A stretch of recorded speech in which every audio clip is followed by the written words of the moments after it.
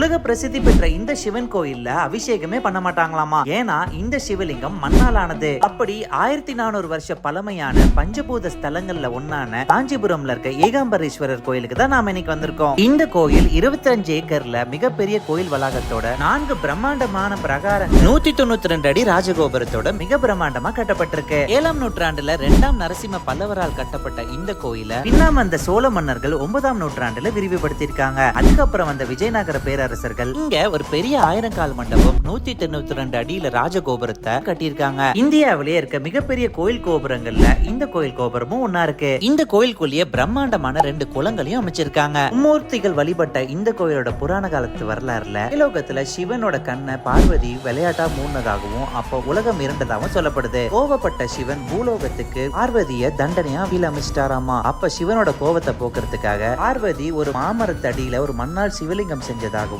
இந்த சிவலிங்கம் தான் இப்போ ஏகாம்பரேஸ்வர் கோயில லிங்கமா இருக்கிறதா கருதப்படுது. அந்த 3500 வருஷ பழமையான மாமரமும் இந்த கோயிலுக்குள்ளேயே தான் இருக்கு. இந்த மரத்துல இருந்து கிடைக்கிற பழம் இனிப்பு, துவர்ப்பு, கசப்புன்னு சொல்லிட்டு 4 விதமான டேஸ்ட்ல இருக்குமா. இந்த புராண கதைகள்லாம் எந்த அளவுக்கு உண்மைன்னு சொல்லி நமக்கு தெரியாது. ஆனா இந்த கோயில் மிக பிரம்மாண்டமா நம்ம கண்ணுக்கு முன்னாடி காட்சி அளிக்குது. இந்த கோயிலுக்கு நீங்க வெளியில வந்த உடனே ஒரு சூரியலிங்கம் கோயிலும் இருக்கும். அந்த கோயில் காலையில டைம்ல மட்டும் தான் திறந்திருக்கும். முடிஞ்ச அதையும் விசிட் பண்ணிட்டு வாங்க. உலக புகழ் பெற்ற காஞ்சிபுரம்ல இருக்க ஏகாம்பரேஸ்வரர் கோயிலுக்கு நீங்க போயிருக்கீங்களான்னு சொல்லிட்டு கமெண்ட்ல சொல்லுங்க. மேலும் இந்த மாதிரி ஹிஸ்டரி அண்ட் டிராவல் அப்டேட்ஸ் பத்தி எல்லாம் தெரிஞ்சுக்க எக்ஸ்ப்ளோர் இந்தியா தமிழ் பேஜை ஃபாலோ பண்ணிக்கோங்க.